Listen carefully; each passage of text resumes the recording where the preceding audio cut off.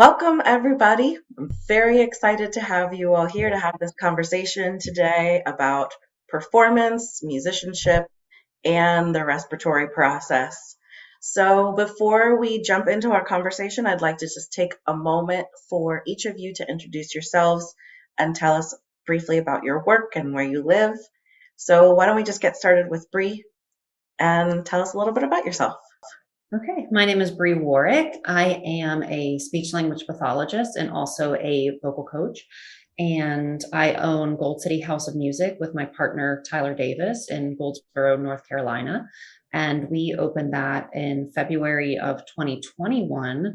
And we've been having a lot of fun with it. We have a recording studio here, and we sell vinyl records in the front of our shop and teach voice and ukulele and guitar and bass and drums and all kinds of things. And we've already taught, I feel like the last time I did the math, like 1,500 lessons between the two of us in all of 2021. It's been very hectic, very busy, but I also still do my speech therapy practice on the side in geriatrics. So Wonderful. Thank you. Fred, how about you? Hi, I'm Fred Sienkiewicz. I live outside Nashville, Tennessee. I'm a trumpet player by training. I did my 3 degrees in trumpet performance, and currently I serve with a couple of regional orchestras. I play as a freelance player in Nashville, Tennessee. I teach at Vanderbilt University, teaching the ear training and musicianship program, and I also serve the International Trumpet Guild as the head of the research room program there. So that's what I do, a little bit of everything as a freelance player. Thanks, Fred. Tyrone. Hi, my name is Tyrone Chambers II. I am an opera singer, a tenor from New Orleans, Louisiana. I currently live in Mainz, which is near Frankfurt, Germany, and I am singing around the world frequently on tour the last couple of years, going to countries like Germany, Austria, Switzerland, and performing all over Scandinavia. I think of myself as a consummate recitalist and concert singer, in addition to singing opera. But whatever kind of singing I'm doing, I'm trying to remember why I sing. I hold 2 degrees in music, one from Morehouse College and the master's from the University of Oklahoma.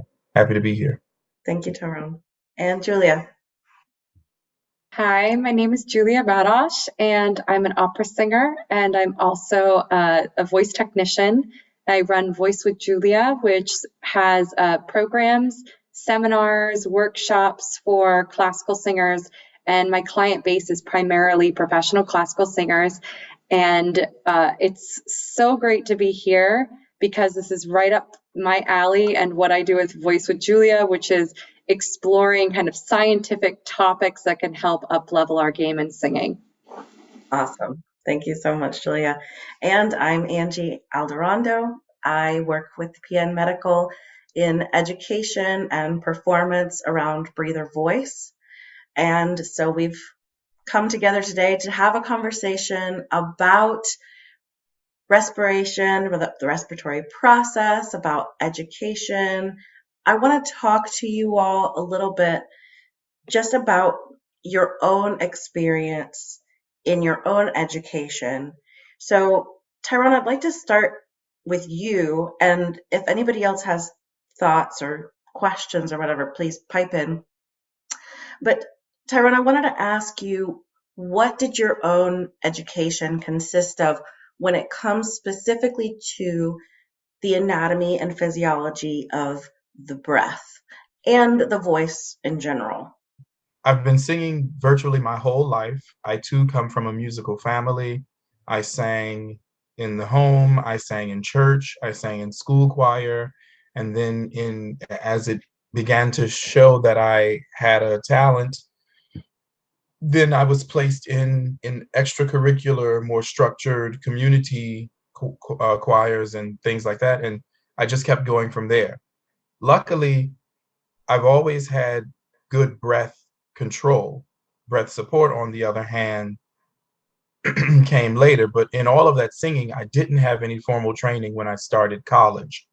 So to answer your question, what helped me a lot, and what the development consisted of, was me taking what my teachers had to say, particularly my first voice teacher. He spoke in very abstract terms, which worked for me, but he himself is a pedagogue and has a degree in vocal pedagogy. He studied at Eastman and at UC Santa Barbara. He was also my voice class teacher before I got into one-on-one private lessons. And so he really taught in that book about all of the parts of the voice and the lungs, the intercostal muscles. And I was like, what is that? I don't even know what that is. Were it not for the picture, the diagrams in the book, I still wouldn't know. But he knew what all of those were and what they all did. But it didn't matter, because when he spoke to me in voice lessons, he channeled that knowledge through his head, and what he spit out was something abstract that I could relate to and hold on to. So breath support and breath control, breathing, has always come to me in terms of imagery. So I'm curious, Fred, as a trumpeter, what your education has been or was around this topic. Yeah, so in the trumpet community, we place a great importance on breathing. It is our fuel for making the instrument work. And actually, since we're in a room full of singers here, my favorite analogy that I often use with my own students, I didn't mention this in the intro, but I have a private studio. And actually, before I came to Nashville, I was in New England. I was teaching as a trumpet professor and had 30 students at 10 different schools and hustling around and doing that thing. But my first trumpet teacher in college would always say that, as trumpet players, we are singers with our vocal cords on the wrong side of our mouth, right? That we're, right? That's what we do for a living, is to make that vibration, but it's here with our lips, not back here. And so he often would make vocal analogies and ask us to listen to singers and observe singers. Now, the pedagogy on the trumpet side and the brass side, we all have to owe a great debt to the great pedagogue Arnold Jacobs, who was tuba player with the Chicago Symphony for a long time. He was a great sort of scientific mind himself. He collaborated with scientists and published and spoke about the lack of internal proprioceptic awareness of the lungs, that we don't have nerve endings to feel what's happening in our lungs, and to kind of find ways to talk about the physical mechanics, lung capacity, that sort of thing, and flow rates for different instruments. For instance, for trumpet, the flow rate, the amount of air we literally have to use is much smaller, because the aperture of the mouthpiece, the space through which air can flow, is dramatically different than for tuba. Right? So tuba players have to breathe enormous volumes of air, whereas trumpet players use much less volume, but it at a much higher pressure level, kind of thing. So we all, I think most trumpet teachers, most trumpet teaching, and this is true of all of the teachers I've sort of studied with, owe a lot to the Arnold Jacobs terminology and approach to it. The most important thing, I think, for all of us is to take a good full breath as brass players, and to get that air to then flow in an appropriate way for the instrument. And to do it without additional sort of constriction. And I know that especially on the brass side of things, I know it's more natural for singers because we grow up singing, but we wrestle with a variety of demons with, glottal stops that come in as we're playing to try and create the pressure. There's a whole variety of different maladies that happen. I see them, sort of all the time in the studio, both with young students and with students who've been around for a long time. Where we're always kind of refining our breath and making it, trying to find a way to make it work for us better. And I'll cap this off with my teacher at the New England Conservatory, Charlie Schluter, who was principal trumpeter of the Boston Symphony for 25 years. He would go so far as to say, whatever your problem is, right? We're in a lesson and playing something doesn't work. He says, you didn't breathe right. I'm like, but my finger, no, it doesn't matter. You didn't breathe right. If you didn't breathe right, that's 90% of the problems. So we really think about it a lot. And I want to kind of tag into what Ty said about the difference between very specific anatomical accuracy and that sort of larger scale imaginative procedure. Trumpet players are rich in imaginative procedure, and I think sometimes we're a little bit light on the specific anatomical details. And something that's been really interesting to me in our conversations, Angie, is just the idea of respiratory muscle training, really thinking about like the muscles of the respiratory system, and do we strengthen them? How do we, because we're oftentimes in the trumpet world talking about efficiency of use, but we don't actually talk about strength very often of the respiratory muscles. And so that's been sort of a new sort of facet for me. I've been really interested to dive in on it. Thanks, Fred. That's why I love these conversations, because it just starts opening little windows and doors into things that have never occurred to me before. So it makes perfect sense what you were saying about the aperture, for example. Of course, I know the difference between the size of a trumpet and the size of a tuba, but it's never occurred to me that would then impact the skills that a person needs, not only how skilled they are, but how those skills are then applied. So the idea that a trumpeter would need to apply more pressure, that makes sense, and honestly makes me feel better about the one time I tried to play trumpet and literally nothing came out. It was awful. But I'm not alone in that experience. Thank God. But, as a singer, you sort of open your mouth and let sound out, and there you are, you're singing. And that's not to say that singing is therefore easy. It means it can sound, you can phonate easily. Mm-hmm. That doesn't necessarily mean that you can easily create the sounds that you want to create, right? Mm-hmm. Whereas the trumpet, at least my personal experience, was that I could not phonate easily at all. So just the mechanical differences, right? And how that then influences how our muscles work, how our whole system needs to kind of be coordinated to be at its best. So I think it'd be perfect then to go into Brie and kind of talk a little bit about your own background, especially as a speech and language pathologist. In your education as an SLP, is breath support something that you talk about in your background? Yeah, we definitely do. And I had to crack up what Fred said about his instructor, because whenever I ask my students, well, okay, what do you think you messed up there when they were singing whatever line? And they're always like, breath, because they know 90% of the time. Like, I have a sign on my shelf that says just breathe, because to me, breathing is the foundation of the house. And it's not just for singing, but in my clinical practice over the last decade as a speech language pathologist, it is truly the foundation of the house. So from my end, I've worked for so long specifically with disorder related things, because no one comes to a speech path because they're doing great. It's because you're having a swallowing problem, or a vocal problem, or you've had a stroke, and especially in geriatric care, so much of what I have done is specific to swallowing disorders.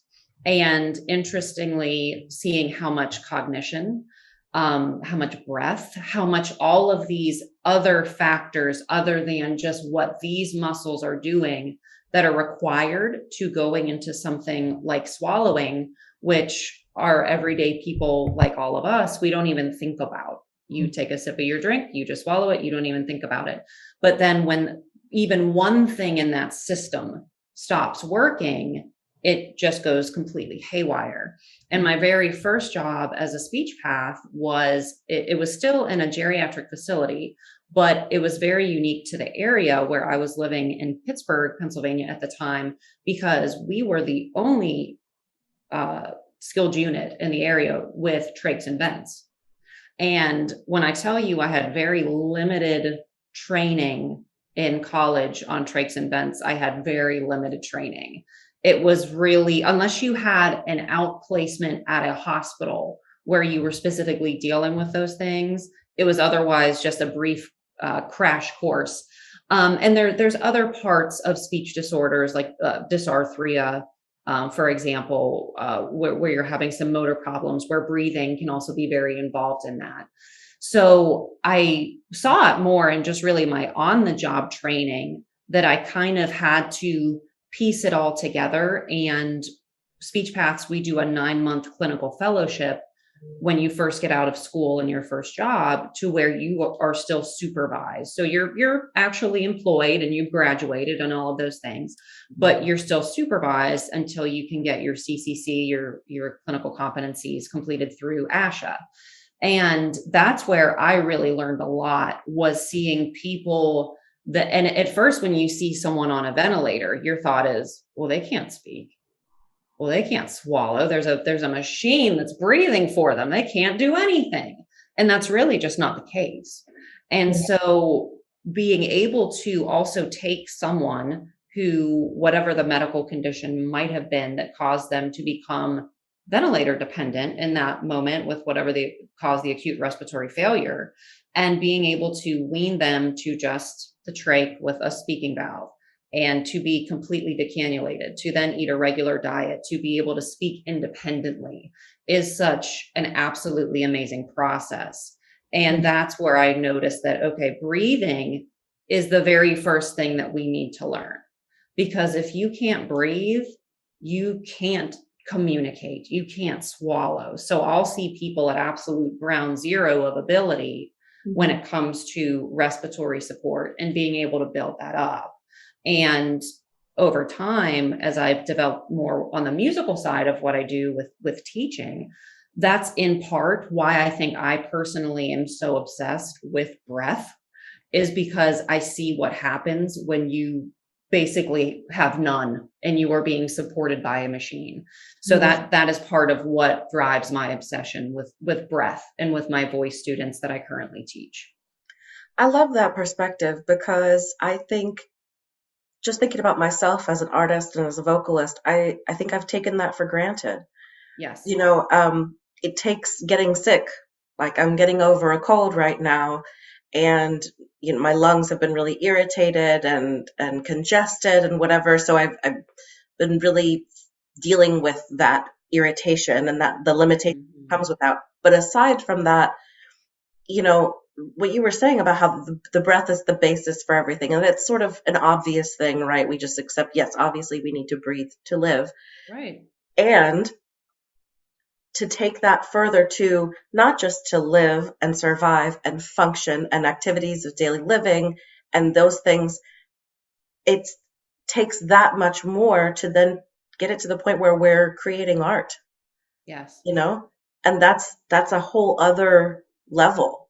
And that's a whole other level of complexity and all of these things working together. And the other thing I was thinking about too while you were talking is this idea of, you were talking about cognition and swallowing and all these things. These are all things that are impacted by respiratory muscle training. Yes. Oh, 100%. So, to be able to see someone's cognition improve because of the increased oxygen to their brain, is obviously it's going to have an impact on their ability to follow through on their exercises and on their ability to then learn to swallow better, or so on and so forth. It's just so interesting how, we're not just one aspect, one bit of our bodies. We're whole and complex. Yeah. And so going from there, Julia, I wanted to ask you, before you and I started talking about the breather and that kind of stuff, had you ever heard the term respiratory muscle training before? No, not specifically. I had heard of things like, not that term, but there's a actual workout called, I think, the breather gym, that's by some brass players, a couple brass players about 15 years ago or something on YouTube. Fred was telling me about them. I'm going to jump in on that. The Sam Palafian and Patrick Sheridan are two tuba players. Yes. Again, we're talking about tuba players and how much they have to breathe. And it's a gas, and it's a standard in the marching band and the brass and the band world to do the breathing gym. And they're just so funny. They make it really entertaining. But that is one of the state of the art things in the brass world for developing breath control, variety, and breathing ability. It's awesome that you've heard of it, Julia. Yeah. I mean, did you hear of them? It's pretty popular among opera singers. So yeah, I mean, I've done the videos, and a lot of opera singers that I know have done them. And definitely, like, there are noticeable gains from it. But in terms of actual respiratory muscle training, like the terminology, no, I hadn't heard of that. Certainly didn't know about a device. The closest thing was maybe when my dad was rehabbing himself after his heart surgery. He had one of those like breather things with the ball goes up. So yeah, exactly. That's about all that I had heard of. Right.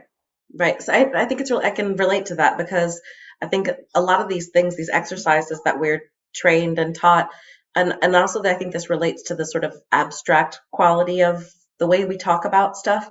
We're addressing these things without necessarily having the medical terminology for it. And I know for me, particularly personally, I'm a words person. So when I have a name for something, it just makes it that much easier to work with it and to address it and to fix something. And I know, I can't remember, I think, Fred, you were the one who, I was actually kind of surprised to hear you say that in the brass world, there's a lot of this sort of amorphous conversation and abstract terminology.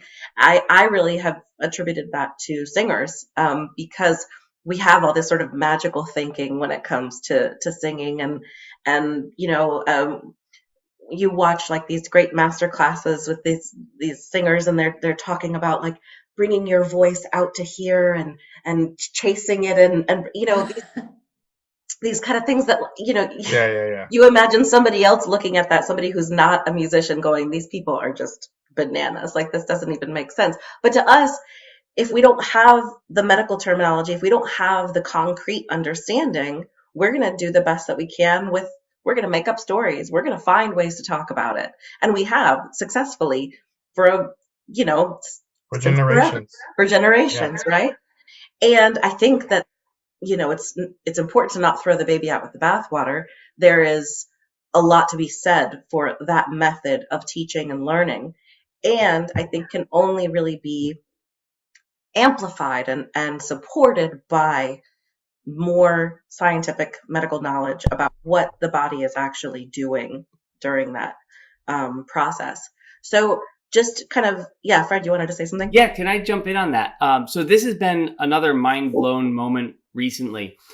There's a violist and professor at, I think, Arizona, University of Arizona State. I always get them confused. Dr. Molly Gebrian, who does a lot of research on neuroscience and how it affects musicians and what musicians can learn from current neuroscience. And there's a fascinating thread of internal versus external or distal focus in performance. So that if you ask someone to do something with their third finger, or you ask them to do something with their feet or their shoulders or this part of their body, it's oftentimes less effective and less reliable than having a focus of attention that's a little bit farther outside the body. And she's got a great video about it. She's done probably a dozen videos at this point on different neuroscience topics. But it's actually really interesting because it validates that all of what we do as musicians, our practitioners, our tradition is to have these images that kind of seem cockamamie at first, but get the right result. And it's tempting. And I think myself as a younger person was very like, we should have this feels very strange and made up, and like we should have the medical terminology because that's what's real. But it's also, there's this interesting sort of cognitive aspect that if you know exactly what body part you're trying to control, but you don't have a good way of getting your mind to cognate what you need it to, that may not actually help. And the science says that the earlier you are in the learning process, the more important it is to have more of a close focus, something that's very much closer to the body part or the very specific thing that's working on it. And the more sophisticated or the more expert or masterful you become, it becomes more reliable the more distal or the more external your focus can be. I totally agree with that, Fred. Like 100%. I'm sitting here thinking, oh my gosh. And this is part of why respiratory muscular training is important, because it's not a theory. It's actually working out muscles so that they can execute their job. And this is something that I think is missed in the vocal world, because we do have all of this theory. Okay, we should, place our tongue here. We should do this. We should do that. But we're not given tools to actually accomplish those tasks. So, what I'm seeing with breathing muscles is that they're not strong enough. Tongues are not strong enough. Your lips are not strong enough. The facial muscles are not strong enough. So you can have theory as much as you want, but if you don't have the actual workout at the gym, you're not going to see results. Mm-hmm. So I think that is why respiratory muscular training is so important for everything that we do. I was going to say, at the risk of stating the obvious, I sort of always thought about singing as a very unique form of music, because we have the only instrument that can't be seen. I mean, of course, we can go to the doctor now and be scoped, but it's nice to have pedagogues and to have this technical training and to be able to talk about the voice in a very mechanical way. But at the end of the day, I can't actually get in there with my fingers. I can't bow my vocal cords. I can't pluck them. I can't press them. With a clarinet, there are buttons. And when you're learning how to play, you're told you play this, you push this button, and you have to press the trumpet with a certain amount of force to get the note to be steady. I got this recorder here, and if I don't cover the hole with the proper amount of pressure, it's going to be a wavering, weak sound. And you just can't do that to the voice. So I think that's one of the ways in which we come to having this very florid language when we talk about the voice, as opposed to some instruments. Because look, you could just say to a flutist, no, you have to turn the flute at this angle, and you've got to blow like this across the mouthpiece. And you can actually play with that all day until you get your embouchure perfect. But try telling a singer to get that tongue out of the way. God, it's the bane of my existence. So true. I really love, Fred, what you were saying about, this has turned into sort of the very meta conversation, because it's like, without the science, we wouldn't have a way to know that sometimes science has limitations. Yeah. So this person that you were talking about, what was her name? You said Dr. Molly Gebrian. Okay, so her research is so important because it also shows that, there are limitations to research. And that sometimes it takes that sort of instinctive and, let's call it, artistic approach of just trusting the intuition and trusting that, and the sort of interrelational things that happen in lessons where somebody else can kind of help pull something out of us that we couldn't do for ourselves. I just think it really underscores for me the beauty of the balance between art and science, and how they're really inextricable, and how I wouldn't want to separate them. I think they just go so beautifully together. Absolutely.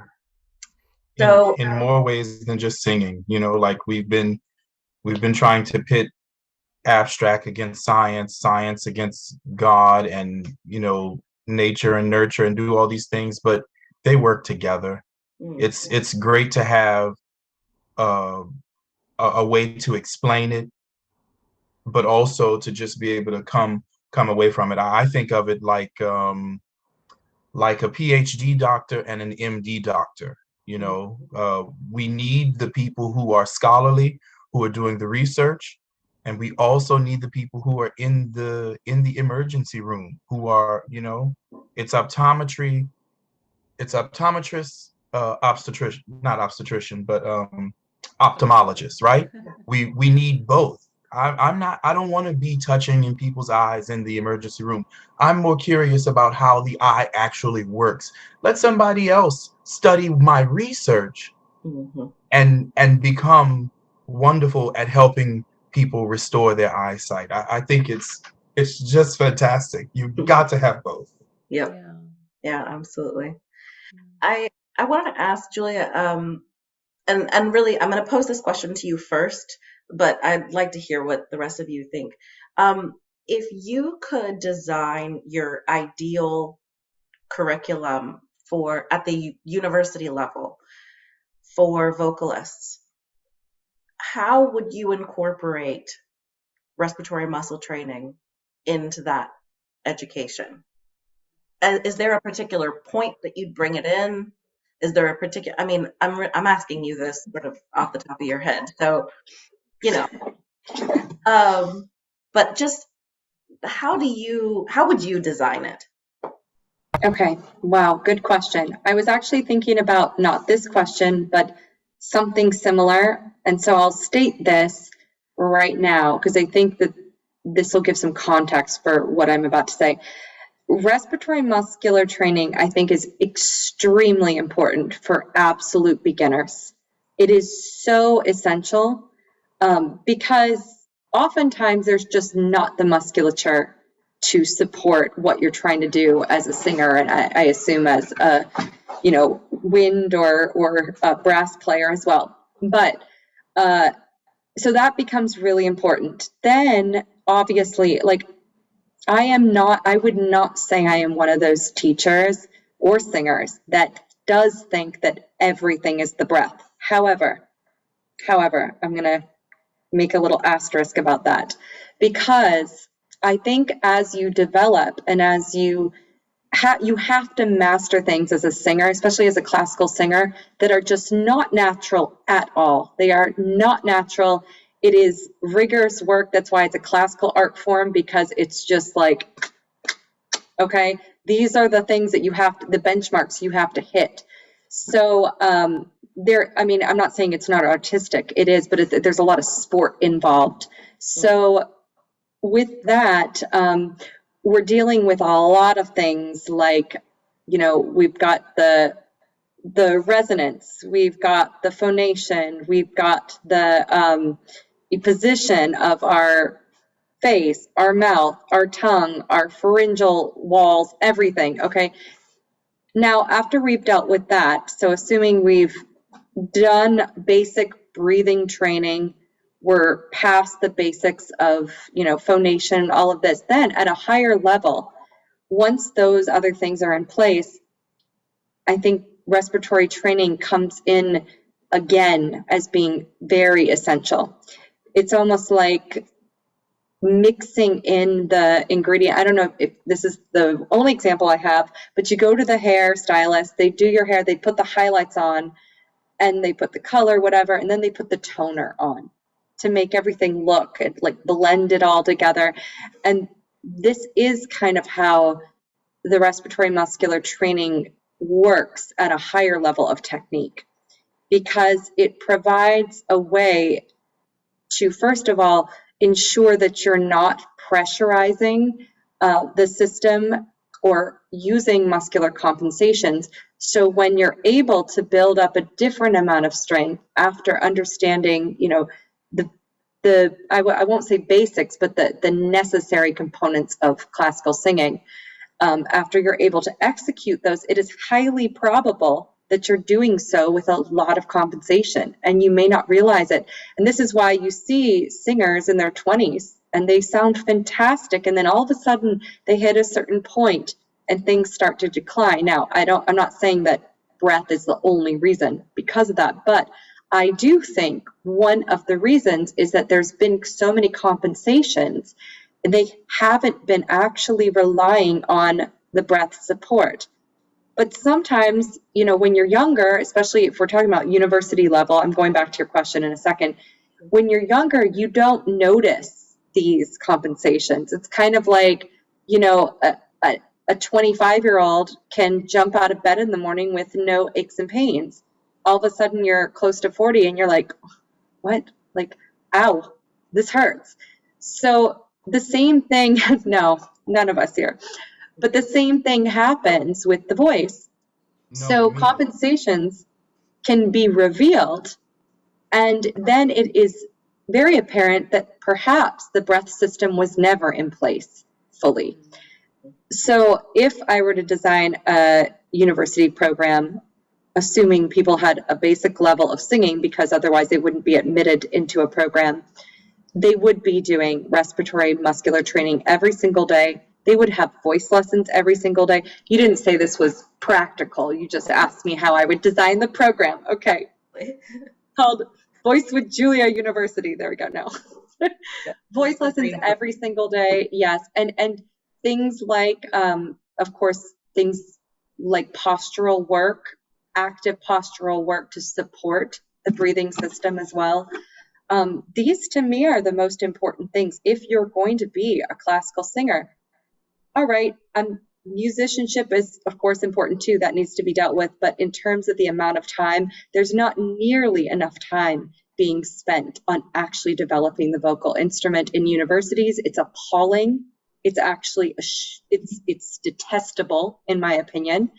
And it really needs to change because everyone's coming at it from a different physical fitness level, a different background of how they learned to sing. Some people have been singing since they were 2, some started at 18, right? So you've got to balance the muscular differences in everybody coming into a program. And how do you do that? You've got to have a way to train them. So I do think that respiratory muscular training has got to come in every single day. So anyways, that's my answer. Yeah, thank you. I'm so glad I asked that question because I couldn't agree more. So Brie, I'm really curious for you in your experience as someone who primarily teaches pop and contemporary music. You know, we've been talking a lot about classical music and how it kind of fits into there. What's your experience been in teaching pop and to students who I think skew a little younger, if I'm not mistaken? Yeah, so I mean, and I have a pretty broad age range. My youngest student is 6 and my oldest is probably in his 60s. So, and of course, as a speech pathologist, we're like 70s, 80s, 90s, 100s, right? when it comes to that type of practice. So I really have the whole gamut when it comes to the lifespan. And so I feel like the mistake that a lot of people make, and I have on average, I would say I also have a pretty large influx of teenage girls, and they have a musical coming up for Legally Blonde, right? So also with how music is changing and pop is almost becoming more acceptable in its way, so that even in our Broadway, then the contemporary, we have so much more of a pop feel. Legally Blonde, Mean Girls, all of these other types of productions, Waitress. But I think that where pop can get a bad name is that people in general don't realize that we can still use science. There's still an appropriate way to get a pop sound or a rock sound and all of that. And my first instrument is actually classical violin. And my mom is more of a classically trained singer and trained me more classically. I just personally love to be a bit of a pop princess. That's just kind of what speaks to me. But I use all of those principles, and also with my heavy study as a speech path in phonetics, that, we still have to shape words a certain way, even if it's pop. I still don't want you singing through your nose, even if it's pop. We still have to have respiratory training, even if it's pop. And I think that a lot of people think that, pop singers, they have no training. And that's really not true. And a lot of them have classical backgrounds, opera backgrounds, singing in church, all of these things. And that's how I approach it with my students, that you can still, and I always tell them that there is to an extent that music is notes on a page, and it is up to you as the singer how you want to interpret those notes on a page. And so whatever the song is, we still have to have those good foundations in appropriate technique. And we might shape the vocal tract differently. We might attack notes differently depending upon the style that we're going to sing it in, because we can still do it in a healthy way. Because unfortunately, in pop, as a speech path, audiences have a great love of voices that are technically pathological. So when young girls have a gruffy sounding voice, young girls shouldn't have a gruffy sounding voice. They probably have vocal nodules that need to be taken care of, because technically they shouldn't sound that way, right? But because it's unique, it sounds special. Those can be the girls that are winning $1 million on certain televised singing shows, right? But it's not technically the healthy thing to do. And so I think that there does need to be education involved with what appropriate technique is, regardless of the style, and just all of those facets. I feel like we could probably go on for days about all the things that we could do. And with my students as well, the first recital that we ever did, one thing that I want to kind of add on to like the meta somewhat piece we've been talking about, is how many of you, I know all of you, have seen someone who's a musician, that whether it's, an instrument or their singing voice, that it is just beautiful. It has the most beautiful sound to it, but then they get up to perform and they're just like doing one of these. And that was what my first recital was. I noticed I didn't teach these girls anything about confidence.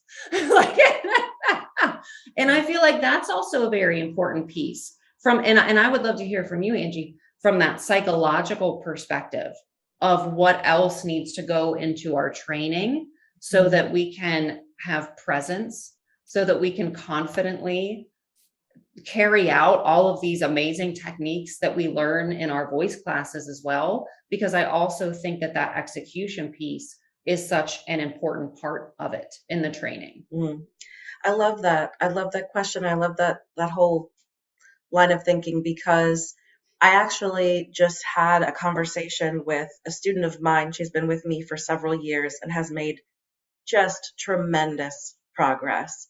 And she recently had a performance where, we've talked a lot about what happens physiologically to the body in lessons where you feel ideally safe to make mistakes and whatever, versus what physiologically happens in performance. And I learned, similarly to you, through recital. My first recital was a bunch of kids who had no idea how to manage the rush of adrenaline and the sweaty palms and the not being able to get the breath. And I learned early on, I better start incorporating exposure therapy basically into lessons so when we're getting to recital season, it's part of their assignment to start performing in front of people who specifically make them nervous. That so that they're really getting themselves accustomed to how to deal with the physiological implications of nerves, basically. And so I was talking with this student, and she showed me a recording of her performance, and it actually went really well. And she just had some things. She's like, "Oh God, I messed up," whatever. And we were talking about how to help her prepare. In the moments before a performance, you can have like the rehearsals and put yourself in strenuous situations where you're practicing in front of people who make you nervous, all that. But in the moments leading up, what are you doing to be centered and prepared to walk up on stage at your best and to be able to sort of house your emotions and your nerves, because they're going to be there, and also perform successfully at the same time? So it's not about saying, we all get nerves still because we care, because this matters to us. No matter how long we've been performing, there's always going to be that little bit of a little bit of anxiety, right? But the more we do this, we learn to sort of make friends with that anxiety. And we learn the benefits of that little bit of adrenaline can be the thing that really puts our performance over the top, right? And one of the things that I talked about with her was how, when I was in grad school, week after week in master class, my anxiety would get really, really bad. I would get so nervous and the palms sweating and my knees shaking. And what I would do was I would plan out, okay, I'm going to get up and sing in 4 people. 4 people from now is when I'm going to get up. And I'm going to give myself that time to breathe and to just focus on that. And frankly, I wasn't even listening to whoever was on stage. I wasn't paying attention and I wasn't listening to the feedback because I needed to focus on just grounding myself and just focusing on the breath. And that just occurred to me. I got lucky that I had that thought, right? But how much more successful could it have been if I had been trained to breathe in a very particular way? When, I don't know about you all, but I have had student after student, when I say, what does it actually mean to breathe from the diaphragm? And they go, or where is the diaphragm? And they're like, how about, what is the diaphragm? Right.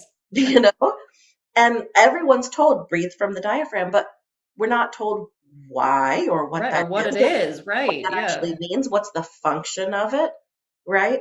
So all of that knowledge can really help somebody to master their anxiety and to really be able to just focus on the artwork, which actually the thought about the diaphragm, that brings me back to this conversation, Fred, that you and I had about how there's this conversation in the brass world about diaphragmatic breathing. And can you talk a little bit about that? Because I was very surprised.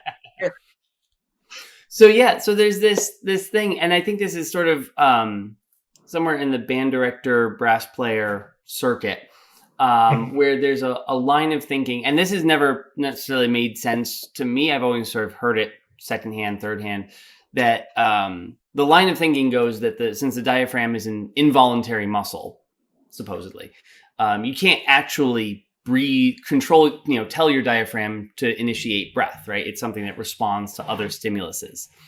And so usually it's kind of a semantic argument at its core. Like, is it diaphragmatic breathing? Is it deep breathing? Is it some other thing that we're doing? And what is that? And I think, again, it arises, we were talking earlier about out of ignorance, imaginative thinking arises, right?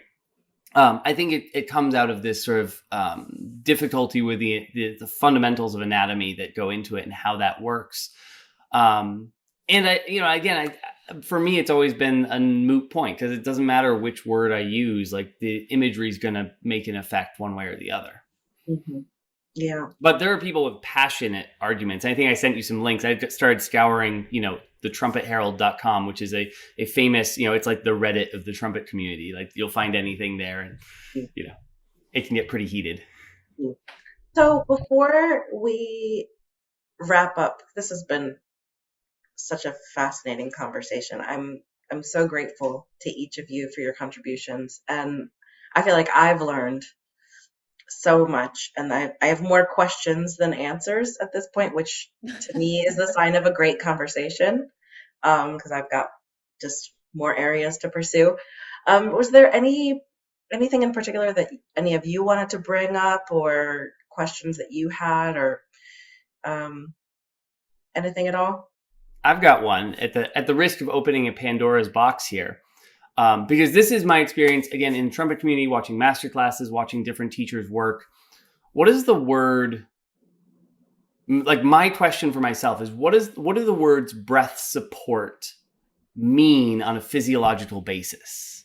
Because I sort of get the impression that most trumpet teachers use the words breath support, and they don't consistently mean the same thing. Okay. And that's what you guys as singers feel about the term. This is really interesting because, like, when I hear breath support, it's not the same as breathing. And support to me is about how we are able to pressurize the air underneath the vocal folds correctly in order to make the ideal sound. And that changes based on laryngeal position, thickness, thinness of the vocal folds, shape of the embouchure. Everything changes that breath support relationship. And the support itself is really interesting because it involves so many muscles of the body. And you know, I know we weren't going to specifically mention this, but I have to just call out the breather because it's fantastic. This was something that I just started using in the past few months and have noticed a huge difference, especially coming off of a pretty severe respiratory infection. How much engagement of all the muscles in the body that really takes. And when, I mean, obviously, when we're singing or playing, I mean, maybe playing trumpet is a bit different, but when we're singing, we don't want to be pressurizing the air to the point of no return, but we want to have the ability to keep the musculature holding it out so that we're not over pressurizing the air. And this is really interesting because in singing, I feel that breath support is actually more about holding the air off of the cords rather than sending it to the cords. Because anyone who's run up a flight of stairs really fast, what's the first thing you do at the top of the stairs? Unless you're like Iron Man, you'll we have no problem exhaling a large amount of air. We just don't. The problem becomes when we have to stabilize a line, a musical phrase, and we have to make that sound beautiful. We have to sustain it over a certain length of time. And then it becomes the question of, for in singing, I'm not going to talk about trumpet because that's not my expertise. No, but in actually, singing, the way you're describing it sounds like it's exactly the same. That sense of, you know, there's maximal pressure, like just squeeze and exhale at maximum. But then there's controlling it to what is the optimal point, which is, you know, regularly below maximum. Yes, totally. And the ability to be able to hold out the musculature without creating extra tension in the body is so essential. And so in my experience with the breather, it really does that. It trains those muscles in a way that maybe you can't even get on your own with normal breathing exercises. Yeah. So just my 2 cents. Yeah, no, I agree. That's a great question. That was very well said. That's a beautiful definition. It's very clear.